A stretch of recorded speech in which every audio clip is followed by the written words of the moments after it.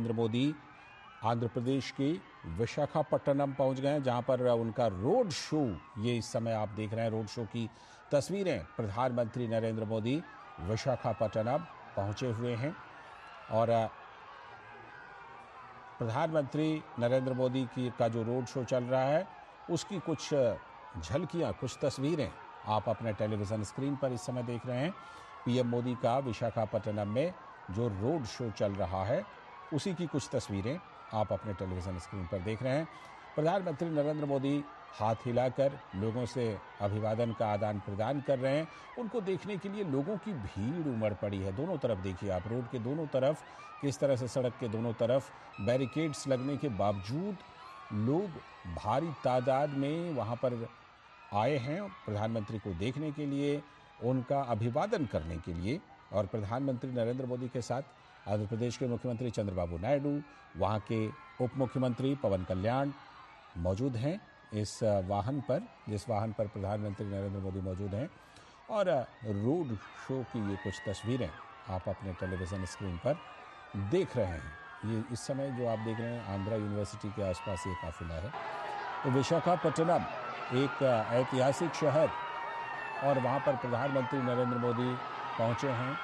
Road show की कुछ तस्वीरें हैं। जैसा कि हम जानते हैं कि प्रधानमंत्री नरेंद्र मोदी आंध्र प्रदेश और ओडिशा के 2 दिनों के दौरे पर हैं। आज प्रधानमंत्री नरेंद्र मोदी का विशाखापट्टनम में कई कार्यक्रम हैं। इसमें करीब 2 लाख करोड़ रुपए की जो परियोजनाएं हैं उसकी सौगात प्रधानमंत्री नरेंद्र मोदी विशाखापट्टनम में आंध्र प्रदेश को देने वाले हैं। इसमें कई तरह की विभिन्न परियोजनाएं हैं जो प्रधानमंत्री नरेंद्र मोदी सौंपने वाले हैं।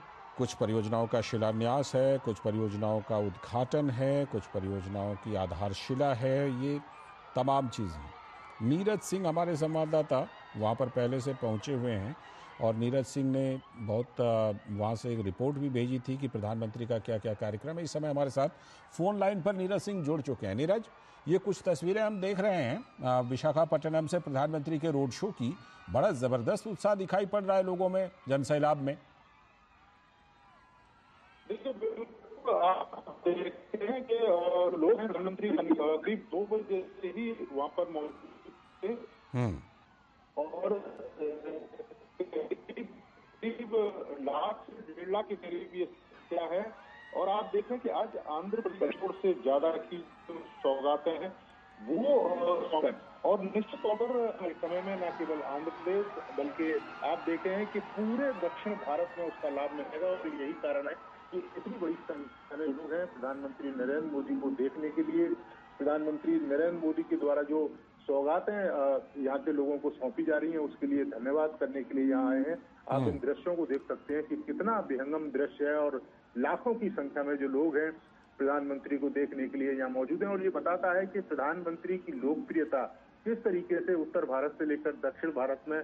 और आप देखें कि आंध्र प्रदेश को इससे पहले भी 15,000 करोड़ की सौगातें दी थी और अब 2 लाख करोड़ की सौगातें। ये बताता है कि आंध्र प्रदेश को लेकर प्रधानमंत्री के मन में क्या है। और दूसरी सबसे बड़ी बात है कि जब प्रधानमंत्री 2047 तक विकसित भारत के लक्ष्य की बात करते हैं तो उस विकसित भारत के लक्ष्य को तभी प्राप्त किया जा सकता है जब देश के तमाम राज्य कदम से कदम मिलाते हुए आगे बढ़े। और जब राज्य आगे आएंगे तो निश्चित तौर पर देश भी आगे बढ़ेगा। और आप देखें कि 2 लाख करोड़ की ये परियोजना है जिसमें एक बड़ी, कह सकते हैं कि एक बड़ी शुरुआत है हाइड्रोजन हब बनाने के लिए, जो खासतौर से ग्रीन एनर्जी के लिए उसका प्रयोग किया जाएगा। और हाइड्रोजन जो ईंधन है, ईंधन के तौर पर आप देखें कि तमाम इंजनों में उसका प्रयोग किया जाता है।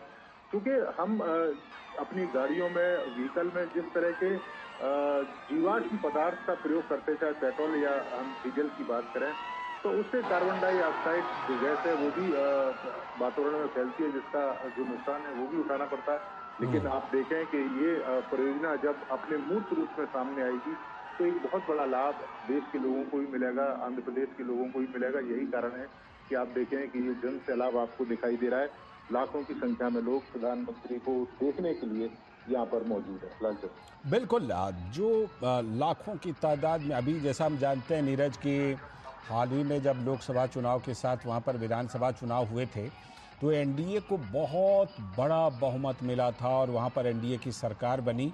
लोगों में प्रधानमंत्री नरेंद्र मोदी को लेकर जो वो क्रेज़ है वो एक बार फिर से विशाखापट्टनम में ये दिखाई पड़ रहा है। और मैं जैसा कि तस्वीरों में देख पा रहा हूँ, हमारे दर्शक भी देख पा रहे हैं कि फूलों की एक तरह से बारिश हो रही है और प्रधानमंत्री नरेंद्र मोदी हाथ हिलाकर अभिवादन दोनों तरफ, रोड के दोनों तरफ कर रहे हैं और अभिवादन का जवाब दे रहे हैं। साथ में मुख्यमंत्री और उप मुख्यमंत्री भी हैं। तो ये प्रधानमंत्री का जो रोड शो है ये करीब कितनी देर का कार्यक्रम है नीरज?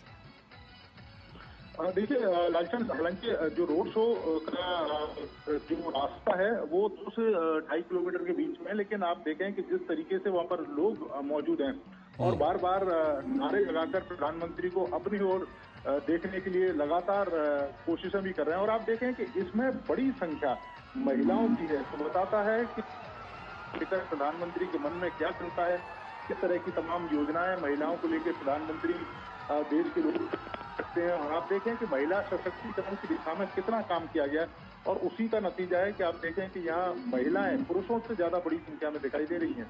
क्योंकि पिछले आप देखें कि 10-11 सालों में लगातार महिलाओं को लेकर, महिलाओं की तरक्की को लेकर आपने देखा होगा, शौचालय बनवाना, इसके अलावा उनको गैस के सिलेंडर मुफ्त में पहुंचाना, घरों में बिजली पहुंचाना, ये तमाम ऐसी योजनाएं हैं महिलाओं को लेकर कि तो प्रधानमंत्री लगातार चलाते रहे। और यही कारण है कि जब भी चुनाव होता है तो महिलाओं का एक बड़ी हिस्सेदारी प्रधानमंत्री नरेंद्र मोदी देता है जी। तो पार्टी लोग होते हैं तो उसका लाभ भी मिलता रहा। ठीक है, ठीक है नीरज, मैं आपके पास लौटता हूँ, आप हमारे साथ बने रहिएगा। इस बीच हमारे सलाहकार संपादक विनोद मिश्र जी भी हमारे साथ फोन लाइन पर जुड़ गए हैं। विनोद जी, जो बात अभी नीरज के साथ मैं कर रहा था, अभी लोकसभा चुनाव के दौरान वहाँ पर विधानसभा का चुनाव हुआ और उसके बाद एनडीए को वहाँ पर ज़बरदस्त बहुमत मिली और आज फिर से वो तस्वीरें उसी बात की पुष्टि कर रही हैं। जिस तरह प्रधानमंत्री पर फूलों की बारिश करने के लिए भारी तादाद में वहाँ पर जनसैलाब उमड़ा है। लाल जी, आप ये कहें कि प्रधानमंत्री मोदी का इस साल का ये पहला रोड शो है। आप ये कहें कि प्रधानमंत्री मोदी के तीसरी टर्म का और ये पहला रोड शो है जो आज विशाखापट्टनम में कर रहे हैं। वो विशाखापट्टनम का रोड शो इसलिए भी इम्पोर्टेंट है, जैसा आप बता रहे हैं कि एनडीए गवर्नमेंट की जो बात आप करते हैं, तो उस मामले में आंध्र प्रदेश ने झोली भर के प्राइम मिनिस्टर मोदी को एक तरह से आशीर्वाद दिया है। तो जाहिर सी बात है कि जो पहली बार आंध्र प्रदेश में चुनाव जीतने और लोकसभा में के प्रिय गठन के बाद और प्रधानमंत्री बनने के बाद ये गए हैं। तो ये लोगों का जो उत्साह है, लोगों के जो उमंग है, ये ऐसे ही नहीं है। आप कह सकते हैं कि आज जो प्राइम मिनिस्टर मोदी देश को जो एक बड़ा सौगात देने जा रहे हैं, 2 लाख करोड़ रुपए के जो प्रोजेक्ट की आज एक शुरुआत हो रही है, वो देश में आप एक कह सकते हैं कि ऊर्जा के क्षेत्र में एक बड़ी क्रांति की शुरुआत होने जा रही है। जो प्राइम मिनिस्टर मोदी जब आंध्र प्रदेश में विशाखापट्टनम में 65,000 करोड़ रुपए की प्रोजेक्ट की आधारशिला रखेंगे, ये ऊर्जा के क्षेत्र में आप कह सकते हैं कि एक बड़ी क्रांति की शुरुआत होने वाली है। और इसकी शुरुआत की नींव जब प्राइम मिनिस्टर रखेंगे तो आप कह सकते हैं कि देश की एक नई उम्मीदें, जो डिपेंडेंसी थी कन्वेंशनल एनर्जी में, आप ये कह सकते हैं पेट्रोल डीजल को लेके, जो डिप्लोमेसी जियोपॉलिटिक्स थी, उसके बगल में अगर भारत ने अपनी आत्मनिर्भरता बनाई है, अगर इसके क्षेत्र में, ऊर्जा के क्षेत्र में ग्रीन हाइड्रोजन को लेके, तो आप कह सकते हैं कि एक बड़ा क्रांतिकारी परिवर्तन होने वाला है। आप कह सकते हैं कि आज की जो ये शुरुआत है वो देश को एक नई दिशा और दशा दे सकती है। तो प्राइम मिनिस्टर के मोदी के जिस रोड शो में ये बात लोगों को पता है कि ये ग्रीन हाइड्रोजन के पूरे प्रोजेक्ट को लेके विशाखापट्टनम में और 2 लाख करोड़ के ज्यादा के जो प्रोजेक्ट होने वाले हैं, वो इंफ्रास्ट्रक्चर के रूप में देश को किस तरह से एक नई क्रांति लाने वाली है। इसकी शुरुआत अगर जनवरी के फर्स्ट वीक में होने वाली है, तो ये एक तरह से 2025 का एक नया आगाज है। लालचंद जी, बिल्कुल, ये नया आगाज है और आंध्र प्रदेश में इस आगाज में ज़बरदस्त उत्साह भी दिखाई पड़ रहा है। लेकिन जो आपने ग्रीन हाइड्रोजन परियोजना का जिक्र किया है, मैं नीरज से ज़रा उसका और कुछ डिटेल लेता हूँ। नीरज, जो 2 लाख करोड़ रुपए की परियोजनाएं हैं उसमें करीब 1,85,000 करोड़ रुपए का ये निवेश है जो कि ग्रीन हाइड्रोजन प्रोजेक्ट में, परियोजना में ये निवेश होना है। नीरज से हम बाद में जुड़ेंगे, फिलहाल विनोद जी हमारे साथ जुड़े हुए हैं, उनसे ज़रा इस परियोजना के बारे में भी बात करते हैं। जिस तरह से कि ग्रीन एनर्जी पर जोर है विनोद जी मोदी सरकार का, उसमें तो ये 1,85,000 करोड़ रुपए की ये परियोजना है ग्रीन हाइड्रोजन की। ये तो बहुत बड़ा दिन कहा जाएगा ग्रीन एनर्जी को लेकर, स्वच्छ ऊर्जा को लेकर, हरित ऊर्जा को लेकर। डेफिनेटली आप ये कह सकते हैं कि दुनिया जिस समय में कार्बन उत्सर्जन को लेके कोई अल्टरनेट ढूंढने में अभी तक नाकामयाब रही है, भारत ने एक तरह से लीड लेते हुए दिखाया है। भारत ने इसलिए ये लीड लेते हुए दिखाया है कि ये ग्रीन हाइड्रोजन जो है, एक तरह से हम लोग समझें तो ये कार्बन उत्सर्जन के जो ये संकट है उसमें एक संकट को कम करने में एक बड़ा योगदान देने वाला है। आज जब आप दिल्ली में पॉल्यूशन को लेके जब आप देखते हैं कि इस तरह की चिंता होती है और ये इसका अल्टरनेट में अगर 5 साल 10 साल के बाद ये ग्रीन हाइड्रोजन एक इतना बड़ा विकल्प बनेगा, तो आप कह सकते हैं कि इस शहर में जो AQI को लेके हम चिंता होते हैं 400, 500, 1000, वो लगभग ये सारी चिंताएं खत्म हो जाएगी। तो ये जो एक उम्मीद की किरण जगी है और ये उम्मीद की किरण अगर आपको अगर विशाखापट्टनम से ये दिख रही है तो आप कह सकते हैं कि आने वाले समय में भारत पूरे दुनिया को लीड करते हुए दिखेगा इस मामले में। और भारत एक नया संदेश भी देने की कोशिश कर रहा है उन विकसित देशों को जो एक तरह से भारत को हिदायत देते रहे थे कार्बन उत्सर्जन में, तो भारत ने इसकी पहल में आज लीड ली है। ये भी एक बड़ा संकल्प है लाल जी। और प्राइम मिनिस्टर मोदी के इस रोड शो में एनडीए के उस घटक दलों का आपको कॉन्फिडेंस देखिए और चंद्रबाबू नायडू के साथ पवन कल्याण को देखिए कि ये ट्यूनिंग है कि ये डेवलपमेंट का जो रास्ता एनडीए ने चुना है वो डेवलपमेंट के रास्ते पे ये इसी तरह का ये प्रचंड शक्ति से आगे बढ़ते रहेंगे। ये भी एक पहले साल के पहले महीने में ये पहले हफ्ते का ये मैसेज है।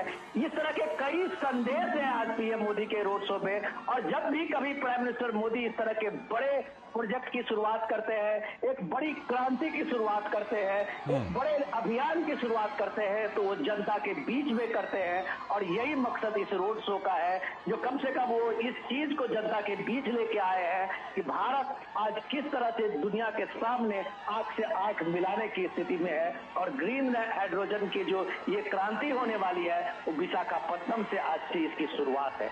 लाल जी, आपने क्योंकि मैसेज की बात की तो मैं थोड़ा सा इसमें पॉलिटिकल मैसेज की भी बात जोड़ देता हूं कि बड़ी चर्चा थी लोकसभा चुनाव के नतीजे के बाद, जब एनडीए को बहुमत मिला था तो बड़ी चर्चा थी चंद्रबाबू आएंगे, आएंगे तो किन शर्तों पर आएंगे, आएंगे तो कितने दिनों तक रहेंगे, पता नहीं कैसी केमिस्ट्री होगी।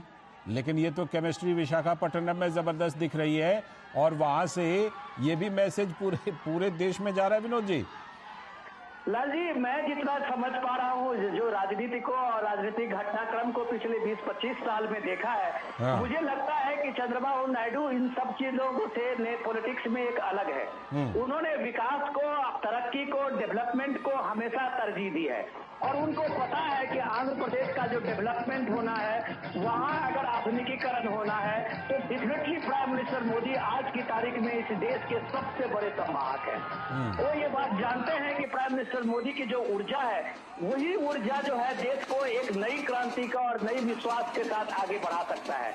इसलिए वो कोई भी पॉलिटिकल ह्यूमर और पॉलिटिकल गेम की बात होती है उस पर जनता कभी भी विश्वास नहीं करती है, जो आप कम से कम एक तरह से आज आंध्र प्रदेश के इस विशाखापट्टनम में लोगों के उत्साह से देख सकते हैं। प्राइम मिनिस्टर के 6 महीने आप देख सकते हैं कि अप्रैल महीने में हुए रोड शो और आज के रोड शो में देखिए तो ये जीत का रोड शो है।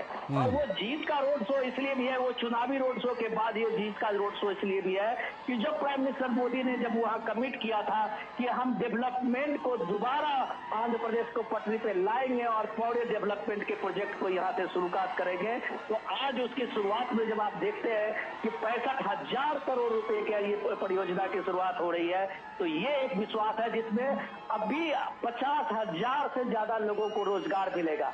डायरेक्टली और इनडायरेक्टली आप कह सकते हैं कि लाखों लोगों को इसमें रोजगार मिलने की संभावना है। तो पूरे देश में जो ऊर्जा के क्षेत्र में क्रांति आएगी, तो अब कोई ये नहीं कहेगा कि रूस और यूक्रेन के युद्ध के बाद गैस कहां से मिलेंगे, डीजल कहां से मिलेंगे, पेट्रोल कहां से मिलेंगे। इसका अल्टरनेट ढूंढ लिया है प्राइम मिनिस्टर मोदी ने। ये ग्रीन एनर्जी के लिए, ये ग्रीन हाइड्रोजन प्रोजेक्ट को लेके ये एक बड़ा विकल्प दुनिया के सामने में बनने वाला है। ये आज का सबसे बड़ा पैकेज है। बिल्कुल, ये मैसेज है और एक साथ कई मैसेज है। आप हमारे साथ बने रहिएगा। हमारे संवाददाता नीरज सिंह भी एक बार फिर से जुड़ गए हैं।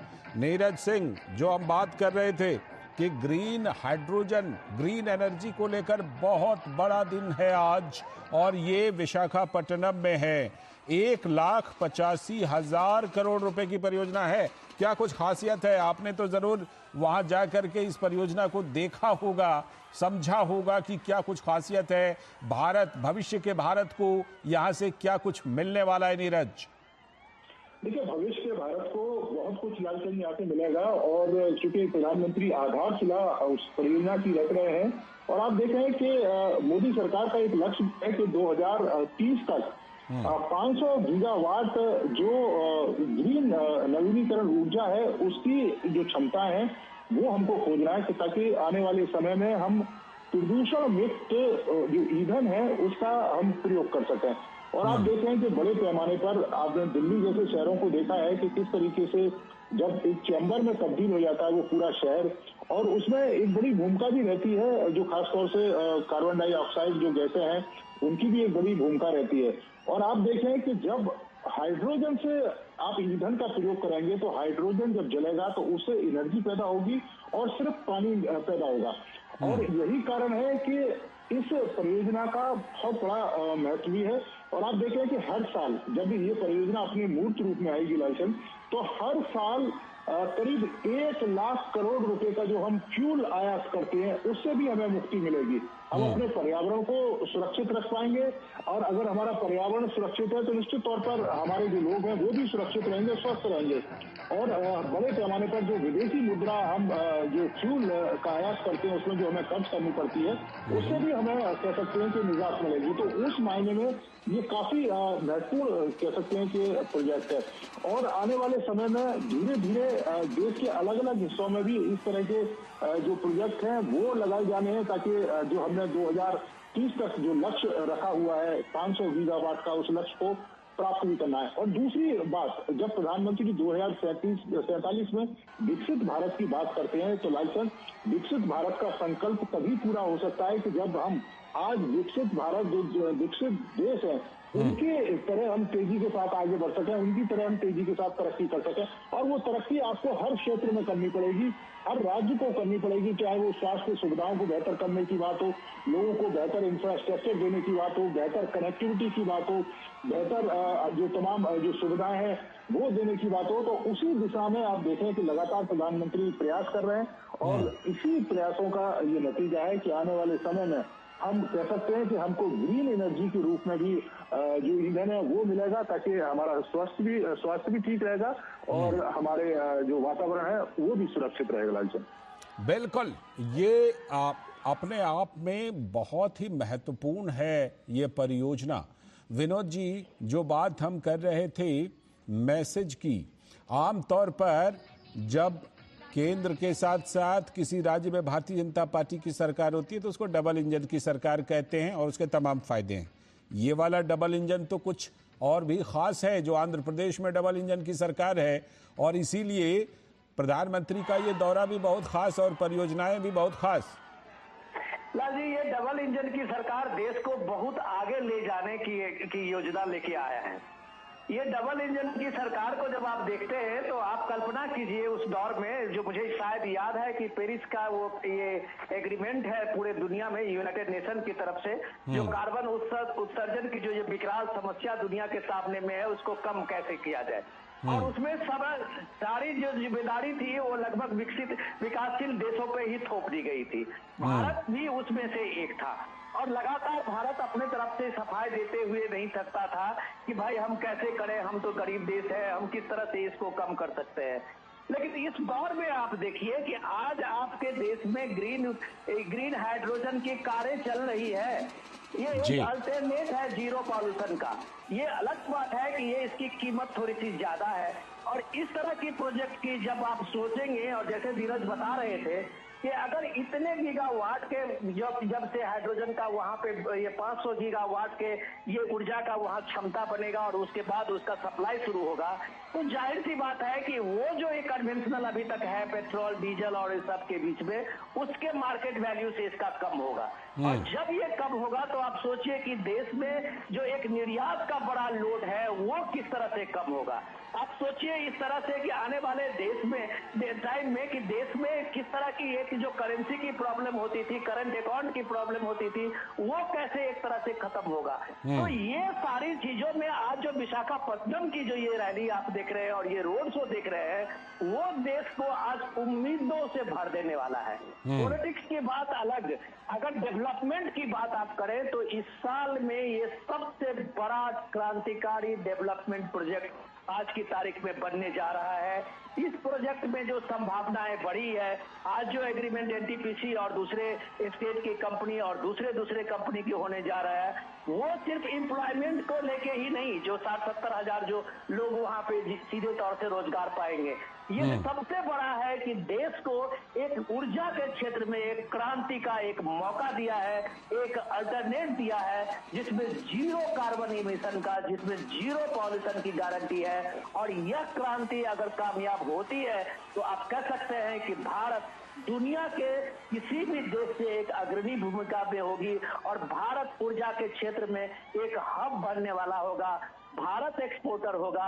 और ये बात जब प्राइम मिनिस्टर कहते हैं कि हम 2040 की बात वो कहते हैं, विकसित भारत की बात कहते हैं, इकोनॉमी में सेकंड थर्ड की बात करते हैं, तो इसकी संकल्पना को पूरा करते हुए आज ये पीएम का रोड शो है कि जब वो कहते हैं कि हम 5वें नंबर से तीसरे नंबर पर और दूसरे नंबर पर आएंगे, तो वो सिर्फ नारा नहीं होता है, उसमें एक संकल्पना होती है जो पीएम के रोड शो में देख रहे हैं। और ये ग्रीन एनर्जी का और हाइड्रोजन एनर्जी का जो बड़ा प्रोजेक्ट लग रहा है विशाखापट्टनम में, आप कह सकते हैं कि भारत की तस्वीर बदलने वाला है। बिल्कुल, ये तस्वीर बदलने वाली है। और इस परियोजना के साथ साथ कुछ और भी बड़ी परियोजनाएं हैं, जो रेलवे और सड़क से जुड़ी हुई परियोजनाएं, उस पर भी कुछ बात और कुछ ज्यादा जानकारी लेते हैं नीरज से। नीरज, करीब 19,500 करोड़ रुपए की ये सड़क और रेलवे की परियोजनाएं हैं, ये कितनी अहम है, कितनी इससे विशाखापट्टनम और आसपास और आंध्र प्रदेश को इससे फायदा होने वाला है? नीरज, देखिए बिल्कुल लालचंद जी बहुत अहम है, लेकिन मैं विनोद जी की बात को थोड़ा सा आगे बढ़ा दूं, क्योंकि आप देखे हैं लालचंद कि दुनिया में जो भी पावरफुल कंट्री है वो सबसे, अगर उनके पास जो कह सकते हैं कि हम ईंधन या एनर्जी है, उसका सबसे महत्वपूर्ण रोल होता है। और आप हम अपने ईंधन के लिए तमाम दुनिया के देशों पर निर्भर हैं, और जिस तरह की कोशिशें प्रधानमंत्री ने की है कि हम धीरे धीरे अपने निर्यात को घटाएंगे, और जब निर्यात घटेगा तो हम खुद एनर्जी के मामले में आत्मनिर्भर रहेंगे। और जब हमारे पास एनर्जी रहेगी तो निश्चित तौर पर हमको आगे काम लगाने में बहुत ज्यादा जो परेशानियां हैं वो नहीं आएंगी। यही कारण है कि 2030 तक ये लक्ष्य रखकर प्रधानमंत्री ने इस जो प्रोजेक्ट है उसकी जो शुरुआत है वो की है, ताकि 500 गीगावाट के उस लक्ष्य को हम प्राप्त कर सकें। दूसरी सबसे बड़ी बात है, आप देखें कि इस तमाम परियोजनाओं में एक महत्वपूर्ण परियोजना लाल जी ये भी है कि यहाँ पर जो तिरुपति जिला है, तिरुपति जिले में इंडस्ट्रियल स्मार्ट सिटी है, उसका भी जो शुरुआत है वो प्रधानमंत्री करने जा रहे हैं। और ये एक हिस्सा है बेंगलुरु और चेन्नई जो कॉरिडोर है, इंडस्ट्रियल कॉरिडोर है, उसका एक हिस्सा है। और जब ये हिस्सा मूर्त रूप में आएगा तो निश्चित तौर पर आंध्र प्रदेश के लोगों को उसका लाभ भी मिलेगा कि किस तरीके से जो उद्योग नगरी से जुड़े जो लोग हैं उनको बुनियादी सुविधाएं एक जगह मिलेंगी, तमाम तरह के नियम कानूनों से उन्हें मुक्ति मिलेगी, और तेजी के साथ भारत के विकास में वो अपना जो योगदान है वो दे सकते हैं।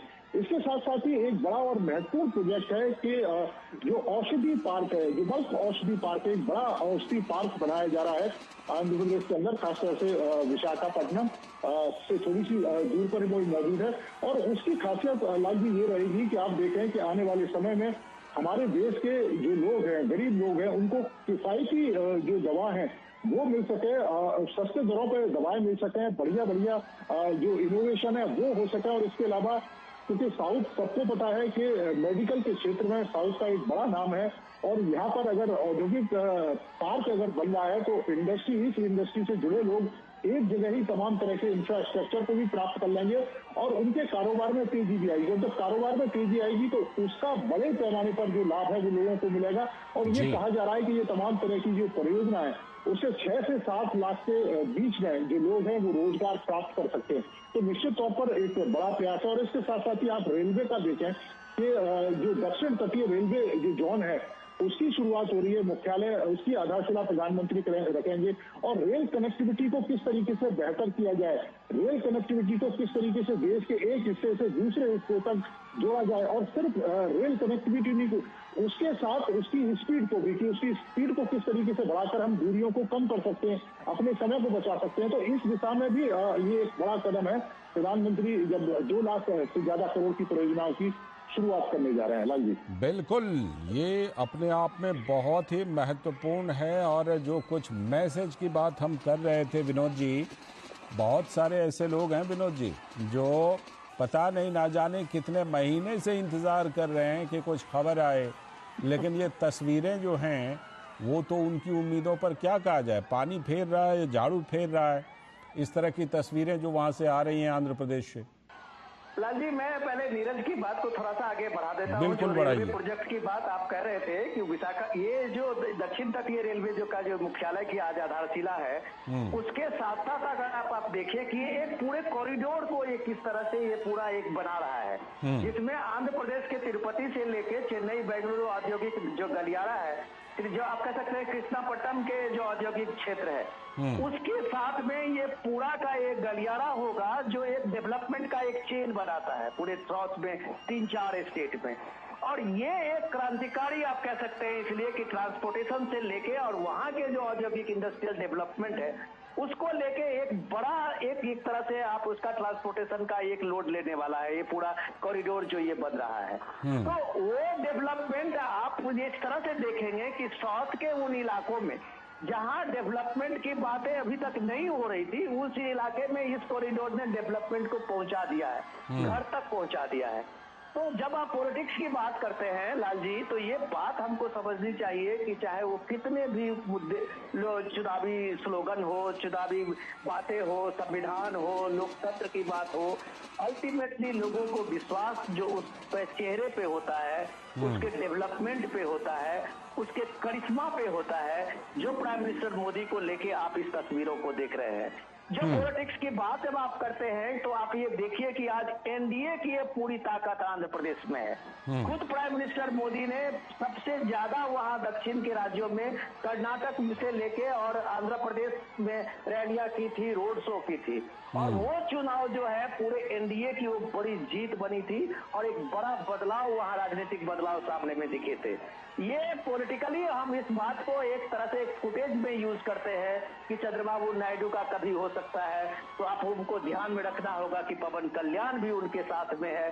जो आप एक तरह से वहां पॉलिटिकल कॉम्बिनेशन जो है वो आज तक एनडीए के लिए इतना बड़ा कॉम्बिनेशन कभी नहीं रहा है। और ये कॉम्बिनेशन बताता है कि ये डेवलपमेंट पूरे दक्षिण के भारत के और राज्यों के लिए एक बड़ा मैसेज है कि अगर डेवलपमेंट है तो उसके लिए डबल इंजन है, अगर डेवलपमेंट है तो उसके लिए एक परिकल्पना और संकल्पना है, अगर डेवलपमेंट है तो सिर्फ चुनावी वादे और चुनावी तिक्रम से बात नहीं होती है, एक ठोस इंफ्रास्ट्रक्चर बनाना पड़ता है। जो ठोस इंफ्रास्ट्रक्चर के आज प्राइम मिनिस्टर मोदी अपने एनडीए के ये तीसरे टर्म के में ये रखने जा रहे हैं आंध्र प्रदेश से। और ये नए साल की नई शुरुआत में ये देश के लिए भी एक बड़ा मैसेज है कि यहाँ सिर्फ नारों से बात नहीं होती है, ये जमीन पे उसकी सच्चाई भी लोगों को रूबरू कराया जाता है। और ये रूबरू प्राइम मिनिस्टर मोदी आज जो रोड शो में देख रहे हैं, हजारों हजार के तादाद में जो दोनों साइड में खड़े हुए लोगों को आप देख रहे हैं अभिवादन करते हुए, वो एक संकेत है लोगों की तरफ से, अभिवादन है इस तरह से कि प्राइम मिनिस्टर मोदी का वो करिश्मा है कि आज आप विशाखापट्टनम में लोगों के सामने में देख रहे हैं कि इतने बड़े प्रोजेक्ट से जो पूरे इलाके का नहीं पूरे देश में एक नए बदलाव की किरण हम लोगों के सामने में दिखेगा कुछ ही वर्षों के बाद। ये उम्मीद भारत को इंस्पिरेशन से भर देता है।